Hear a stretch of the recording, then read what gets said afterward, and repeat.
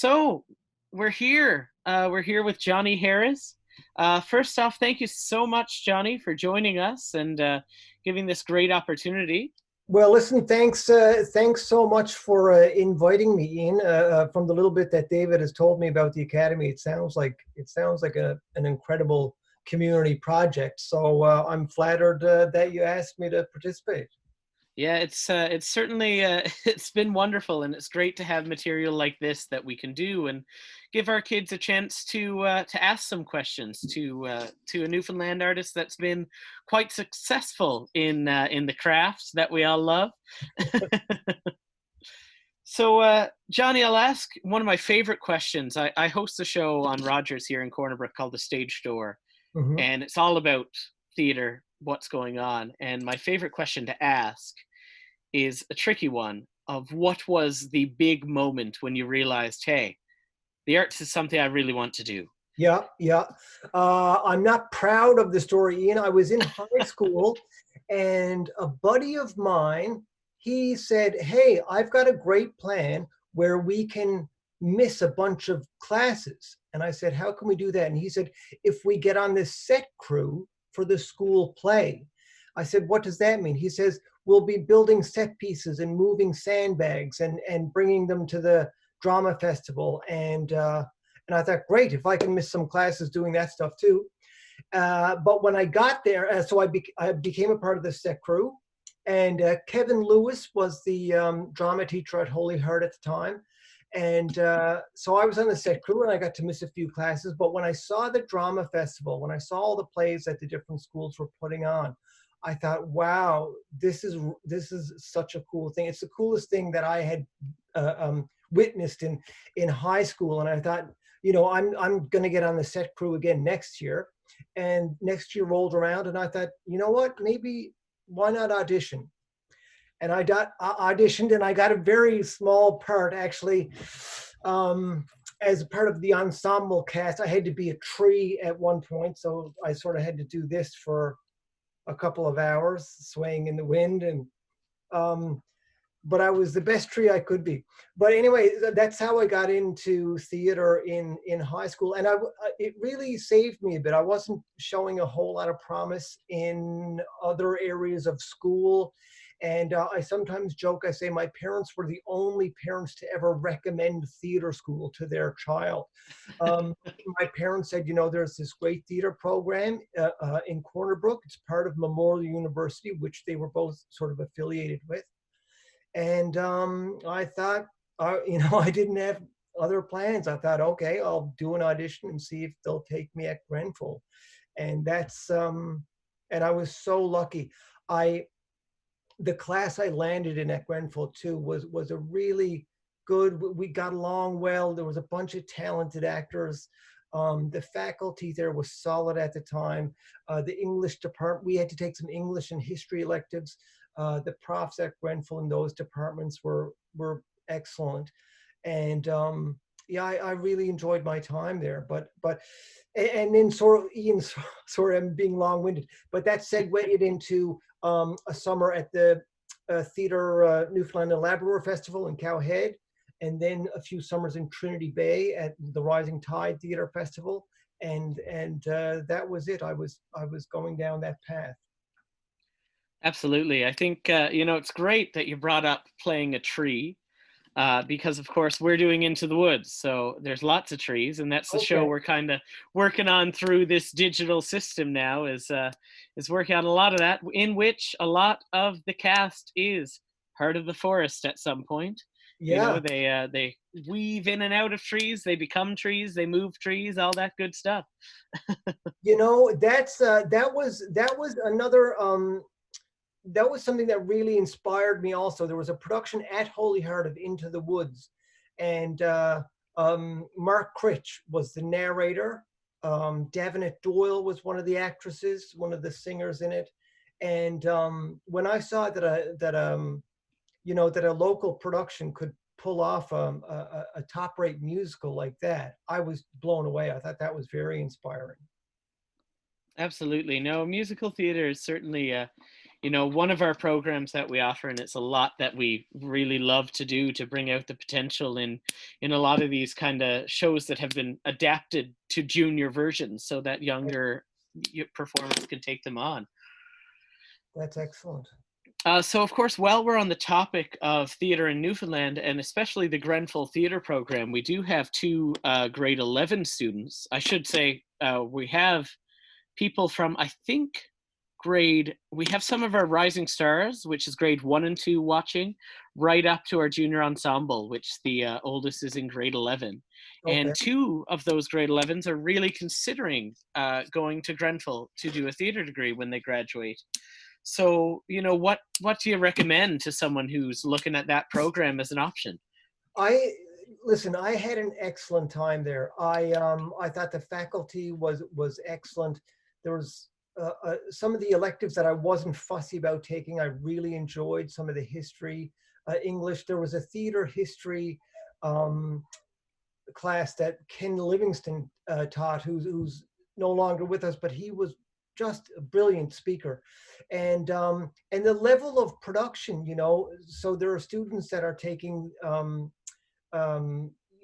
set craft, and then there's also the actors. You have to dabble in each other's areas of expertise and learn a little bit about what the other one does, which is interesting. And the fact that it was a production based program, we were part of a major production with great, incredible level of costuming and set pieces, an intense amount of direction and rehearsal every semester. I spoke to other actors after who say, "Oh yes, I went through a program in Alberta or here or there," and who really did one big production at the end of their 4 years, at the end of their bachelor's degree. And we were in several, and which I think is important because you learn not just from your directors and your profs, but from the other, your classmates. And, you see how different people have different styles, and you see what somebody does well and try to adopt a bit of that, and see, some other skills that somebody else has. So,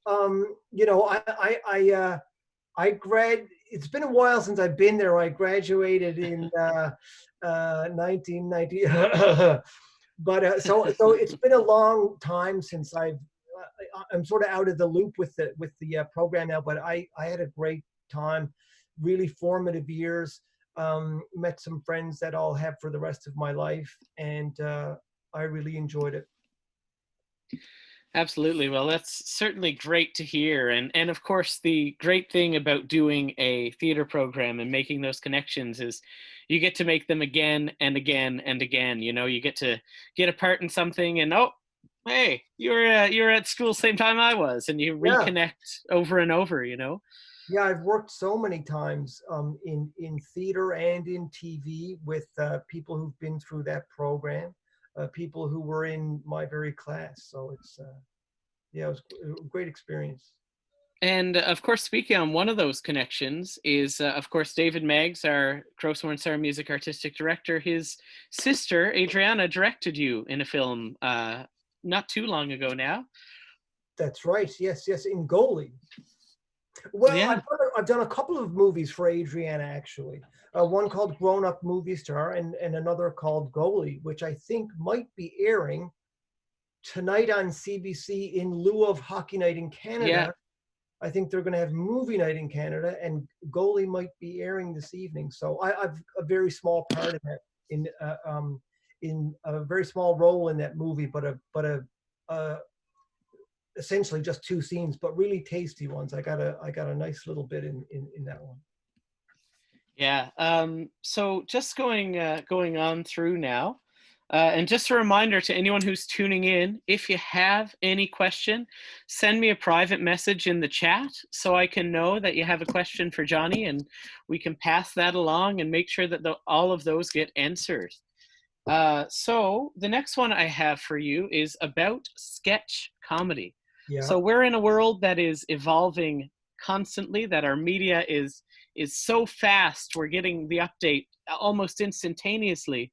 So to be a sketch comic, someone who's writing based on what's going on, must be quite tricky to do in these times. Absolutely, yeah. When you're trying to write topical sketch comedy, certainly. I did a stint as a staff writer at This Hour is 22 Minutes, and so that was the pressure from that job. Is you felt you felt a little bit like you could never relax. Like you had to stay on top of the headlines, even on your days off. You thought, okay, if I don't have a newspaper in my face, I'm not going to be ready for Monday morning. So you really need to sort of keep up on current events and but then there's also, I was with the troupe, sketch comedy troupe, the Dance Party of Newfoundland, and in that troupe, it wasn't as topical. It wasn't, political satire or news satire. It was just sort of zany, wacky sketches, so they could be a bit more timeless.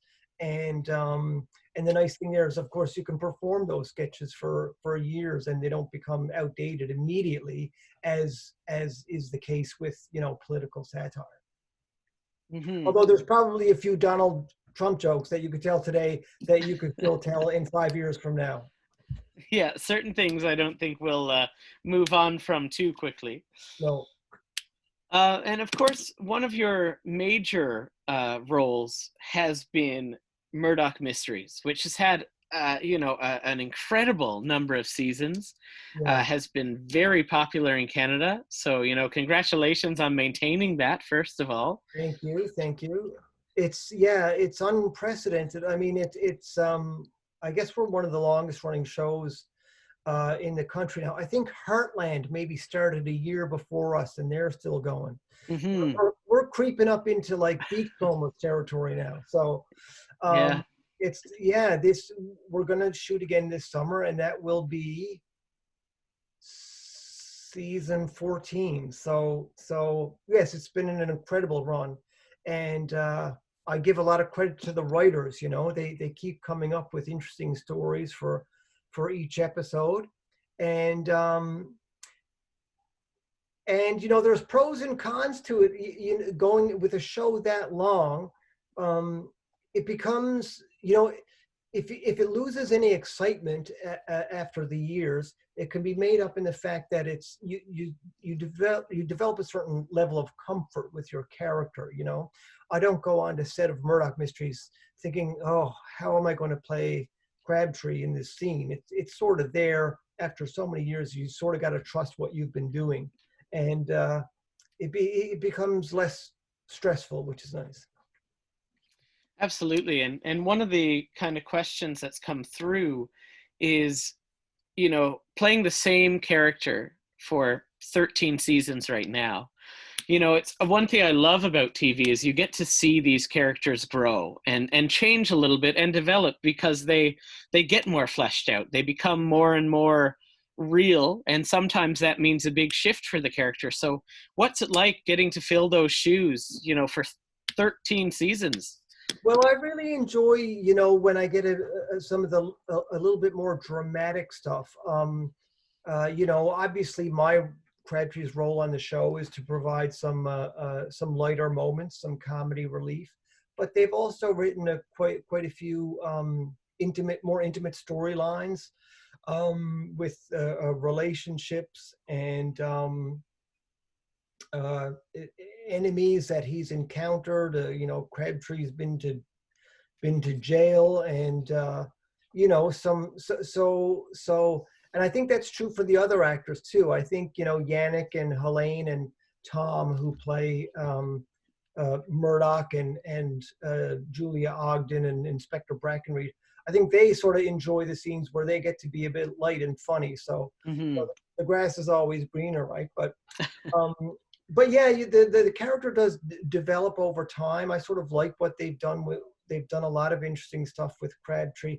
I remember, if I have any advice, I think sometimes you can't overthink a role. I mean, it's important to think and develop a character and think about it. But I used to worry a lot when I read the scripts. I thought, is Constable Crabtree smart or dumb? I can't figure it out. In some scenes it seems one way. In other scenes, in some he's very highly intelligent and articulate, and then he believed some really outlandish theories. And eventually I just sort of stopped worrying about it. And I played each scene sort of for what it was, and I think it's worked out all right. Hmm.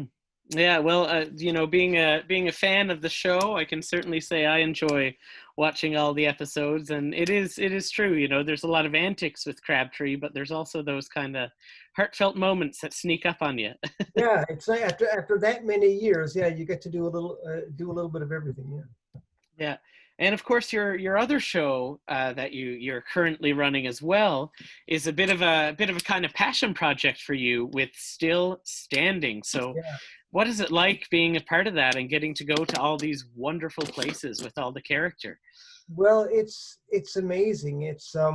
We just got renewed, and so this will be our sixth season. So time flies, and knock on wood, and all the rest of that. But it's been unbelievable. I mean, we get to go to places that you would never otherwise get to go to, that you would never otherwise think to go to. And it's nice to say we've been in every province and territory now. And yeah, it's really been a bit of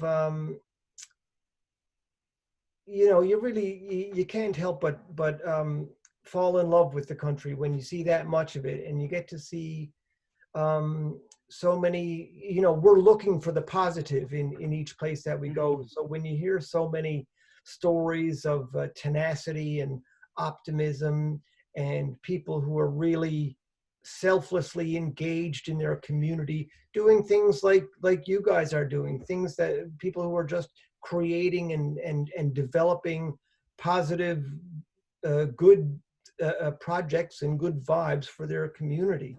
And you really sort of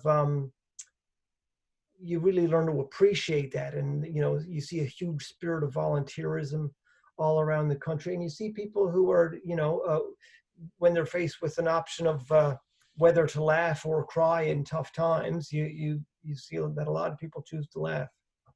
Hmm. Absolutely. I think the resilience in a lot of those smaller places, especially, is quite amazing to be able to see that and continue to be a part of it, especially when it happens here. Yeah, there's a certain resilience and sense of humor that I perhaps naively thought was sort of particular to Newfoundland, and because you see a lot of it in Newfoundland.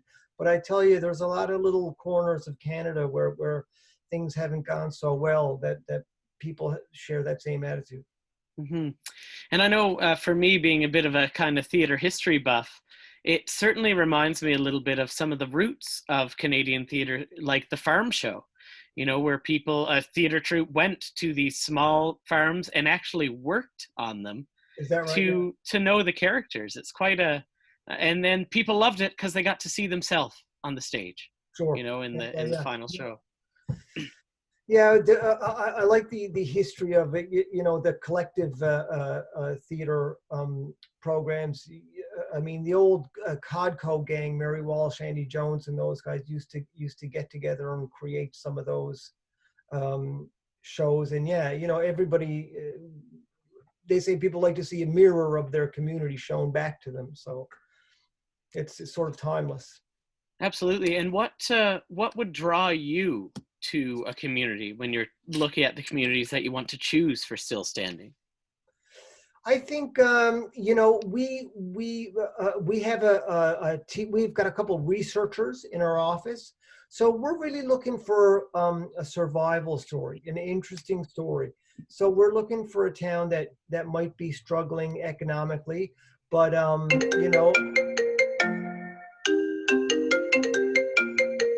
this is FaceTime coming in. I'm going to deny that. Sorry. Okay. So yeah, we're looking for survival stories. Maybe it's a town that's lost its main industry, and people, but we want to see a town where people are rallying. Where people are trying to make things better. A town that's trying to reinvent itself. And also for me, I'm a bit of a bit of a history nerd, or at least I have become since participating in this show. And so an interesting slice of history for me is really, if you're somewhere in Manitou Beach, Saskatchewan, and you find out that Al Capone used to smuggle liquor from that area across the border. Or if you go to Belle Island and you learn the story of iron ore freighters that were sank by German submarines during the Second World War. I think if you can get a really sort of flashy, very fascinating piece of history like that, it makes my job writing easier, because it's the story, it's entertaining in itself. Yeah, for sure. Hopefully I'll make it a bit funny, but it's entertaining on its own. Yeah, so that's the end of the formal interview, but we have a couple questions that we want to open up to our students to be able to ask. Okay. So I just took notes on a couple of them that I saw. So like I said, if you have any questions, just send me a private message and hopefully we'll be able to get to some of them. So Joel, if you could bring Violet's mic live, she has a question about advice for writing. So Violet, once you're live now, if you want to ask your question for Jonny. Hi.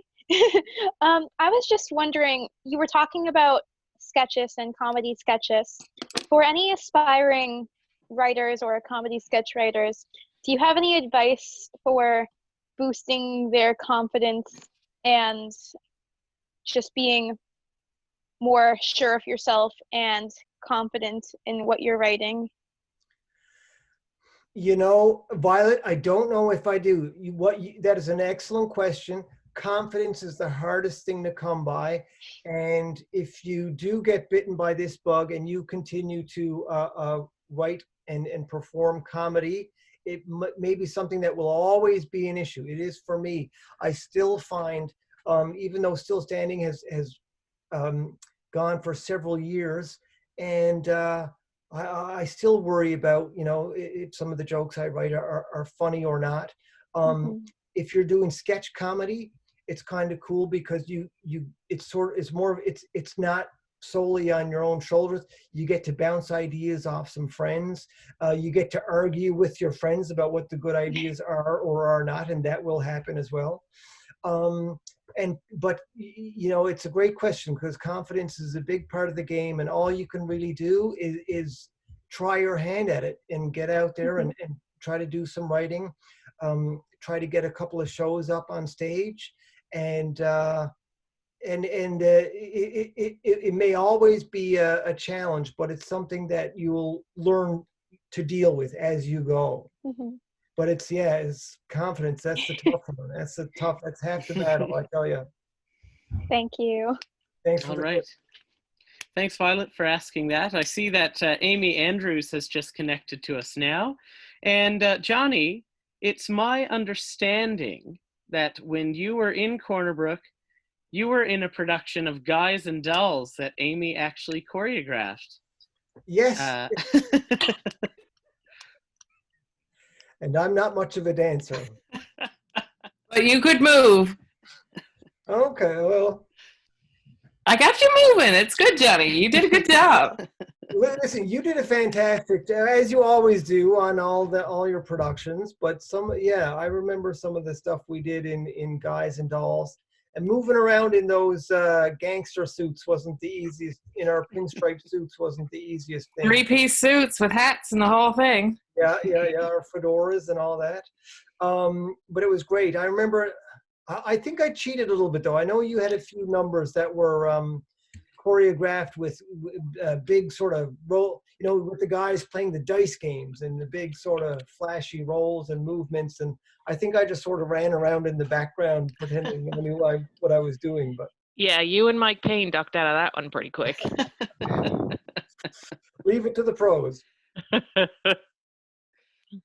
It's actually funny because Guys and Dolls was recently done here in Corner Brook by the junior high, by Corner Brook Intermediate. They did Guys and Dolls Junior. So a couple of the people with us were involved in that show. So they're very familiar with all those dice rolls and fancy tricks.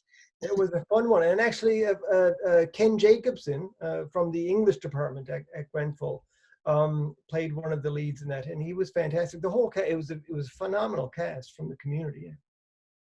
Yeah, and I know Israela knows Ken for sure from church. Yeah. Big excited reaction there when they heard that name. Next up, we have a question from Jesse. So, Joel, if you could activate Jesse's mic there.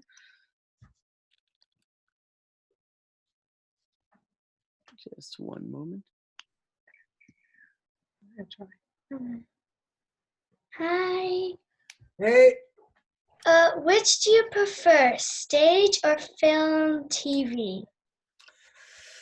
well, that's a good question too. There are there's some fundamental differences, pros and cons to either. I guess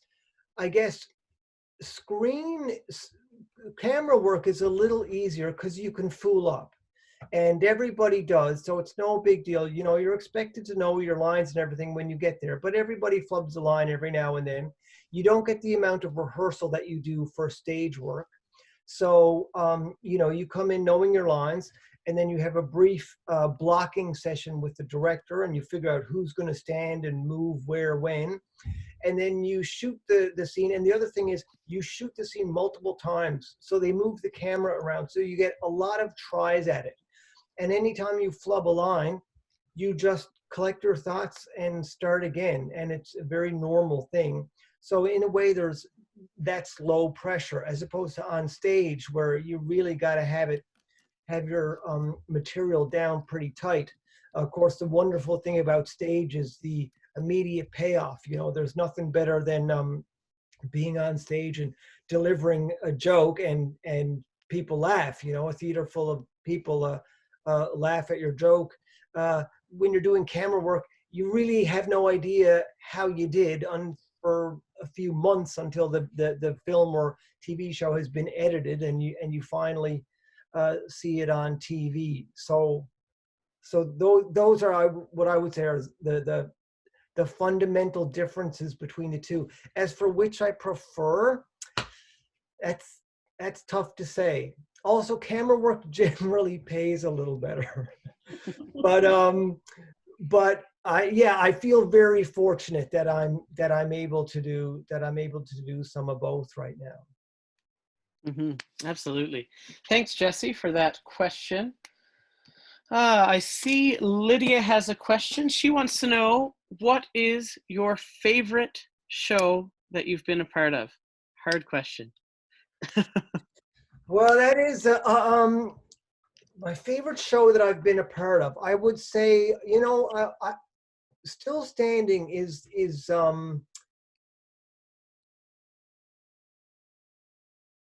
of in my career. That said, it's also there are sometimes it's stressful. If I feel like an episode hasn't gone very well, I'll really get myself into a tizzy. And as I was saying, I think to Violet earlier, confidence, your confidence can always get shaken. But yeah, I think Black Mysteries has been wonderful for me. There's a huge amount of stage work that I'm proud of. I worked in Rising Tide Theater for several summers, which for me was a huge education in Newfoundland history and Newfoundland culture. And I learned more in my summers about Newfoundland and its history in my summers there in Trinity Bay doing theater than anywhere else. So that was absolutely invaluable. So it's difficult to say. I'm very proud of Still Standing, but there's something to be taken from any production that you're in. For example, I'm an excellent dancer now, having learned some moves from Amy Andrews in Guys and Dolls, performed right here in Corner Brook. There we go. Next Gave a up, shout out. oh, there we go. Now we have a request, Johnny. This one is from Macy. Macy's one of our Moonbeams, which is our grade 2 and 3 group. Okay. And she would like to hear you tell a funny joke. Okay. Okay. Well, okay, here we go. I'll tell one joke, and this is one of my all-time favorites. And it goes like this. A guy walks into a doctor's office with a banana halfway up his nose, and the doctor says, well, right away I can see you're not eating properly. So, so that's one of my, that's not my joke, but it's one of my all-time favorites. I guess if I It's had good. another one that I always liked, it was when the bug hit the car windshield, what was the last thing to go through his mind? His butt. And I always liked that joke does a little sort of flip on the way you're supposed to think about it. And I also like thinking about the butt sort of going through the body of the bug. And I don't know, there's just something goofy and funny about that joke to me. Yeah, that's a very kind of cartoon quality to that joke there. Yeah. Got a big laugh from Kira, I see. There we go. Thank you. So next up, we have a question from Lily Smallwood. So Joel, if you just want to activate Lily's mic there so she could ask that. Hi. Hi, Lily. How are you? I'm good. Do you ever get nervous? And if so, how do you deal with your nerves?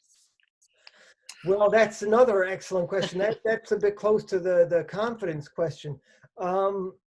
Yes, I get bad stage fright, and I think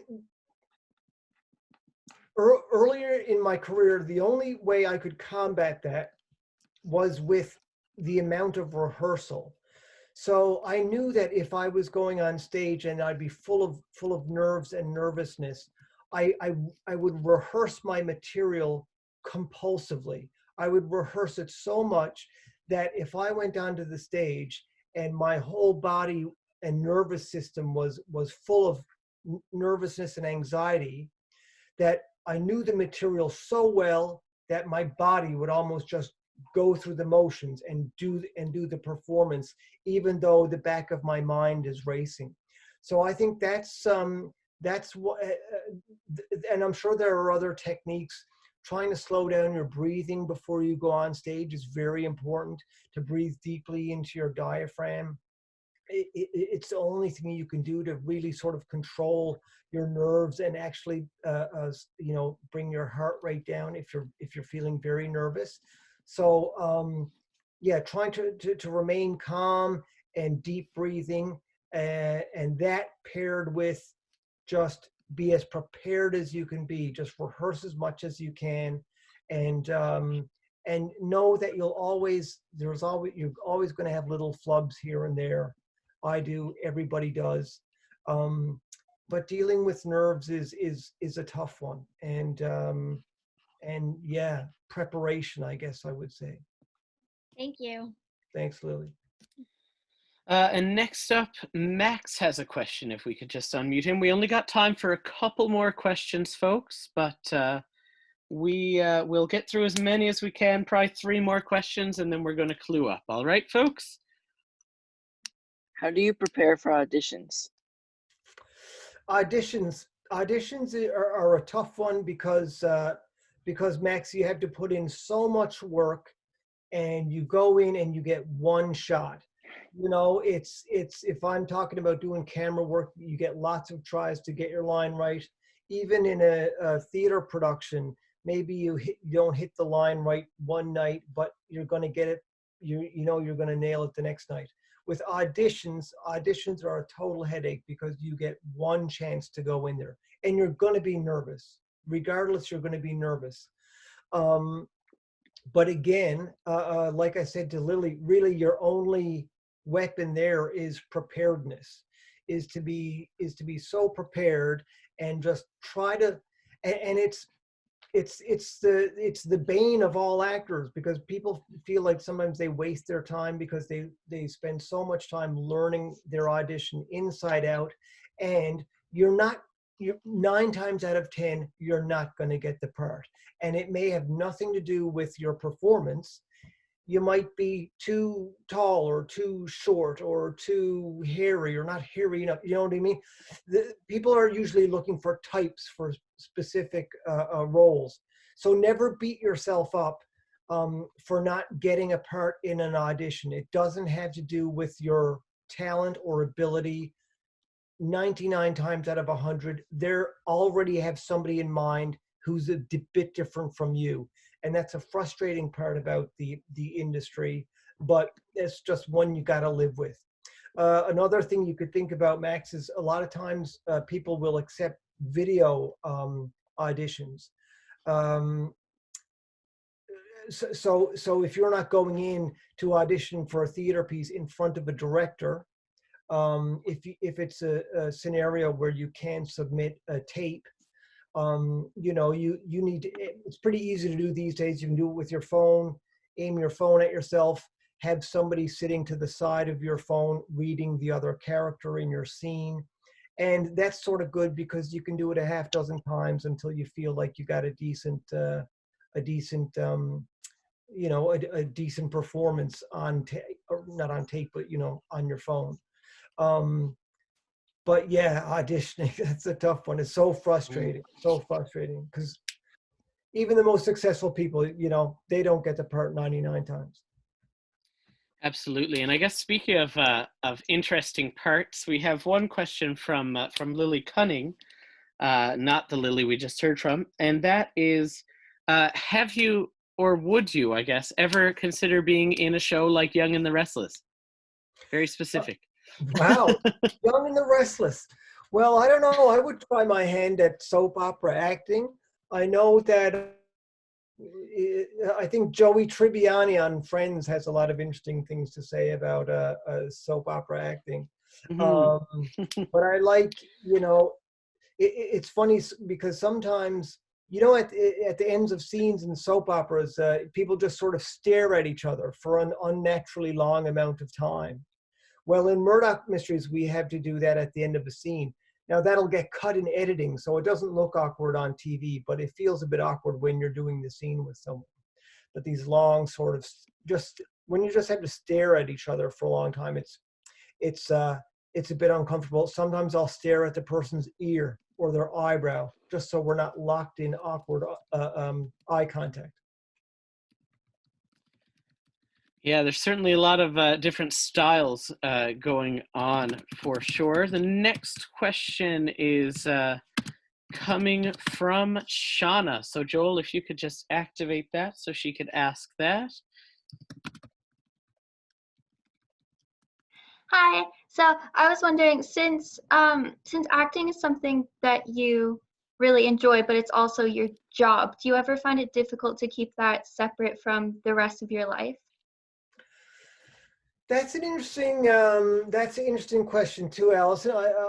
It's almost funny. I used to really enjoy watching comedy specials, watching comedians, and there's so many on TV now, on Netflix. They have so many specials, and it is a bit weird when it becomes your job. Sometimes I'm scrolling through the channels on TV and I see a stand-up comedian who I'm sure if I just stayed and watched it, I would get a big laugh and it would be nice. But there's a little bit of me that's like, that's reminding me of work. I think I'm going to keep flipping the channels to see something else. So that's the thing is, yeah, when it becomes part of your job, you think about it a little bit differently. Unfortunately, you start to think you start to think about it somewhat competitively too. I might go to a comedy festival, and sometimes I go to the Halifax Comedy Festival and all the comedians are in a room backstage where they have a TV that's screening the comic who's on stage at that moment doing his or her performance. And everybody's loving it. And someone will tell a great joke and you think, oh, wow, that's such a great joke. And then you have a little thought after that says, why didn't I come up with a joke like that? You know what I mean? So yeah, when it's your job, it takes on a bit of a different slant, but I wouldn't trade it for the world. I still love being able to do it. And I should also include that there's at these festivals, mostly there's a real feeling of camaraderie, and people really enjoy seeing each other perform. And that's stand-up comedy. When you're talking about theater, I mean, that's the camaraderie in theater is like no other. Even camera work, theater. I mean, that's really a team working together and mounting that opening night show. And of all the disciplines I've worked in, the level of camaraderie in stage theater is unlike any other, I think. Yeah, I think it's certainly a wonderful, wonderful world that that we're able to all spend our time in, and be able to do these shows together, and get, you know, make these wonderful connections with all the different people that we're working with. I think it's really special that we're able to do that. So the last thing is kind of a local connection. And it's one that I know some of the answer to, but it's just wondering, what types of things have you worked on with Grossmore Summer Music with David right here in Corner Brook and Woody Point?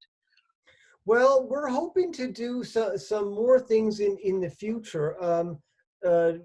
In the past, I've done a few fundraisers for Grossmore Summer Music.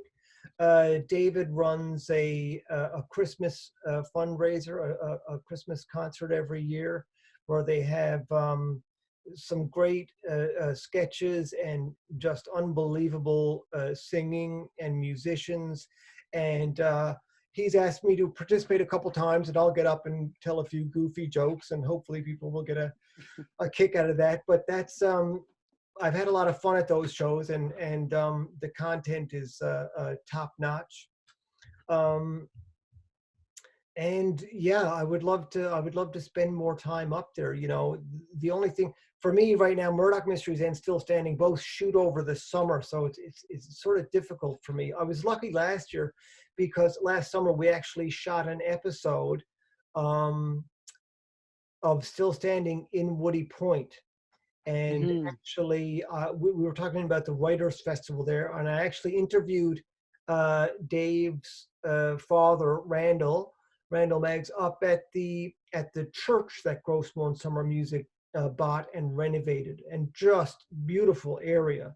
And our camera guys were so impressed. They had their drone out flying over this church, and trees sweeping down into the bay, and just everybody on my team was blown away with the beauty of that place. And it's always nice to get back home, you know. Absolutely. So I know a couple of these students definitely know that church from having performed in it, and know the Christmas show by performing in the Christmas Gala. So it's really great to hear that, Jonny, that you're enjoying it, and that we, just a reminder to all of us that we do really have something special that we're a part of. You know, being in this business and getting to work, you know, with Grossmore Summer Music and with the Graham Academy is really something special. And I'm so glad that we could all get on this evening and connect. You know, we're cluing things up now. So, Joel, let's just everyone get ready to be unmuted so we can say goodbye and thank you to Jonny. And Joel's going to handle that. So we'll all give him a nice send off. I think we're all active. Say thanks and goodbye to Jonny. Thank you so much. Joel, whenever you're ready, you could end up in the chat there.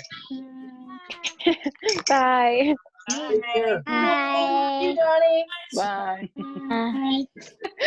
Bye. Longest goodbye.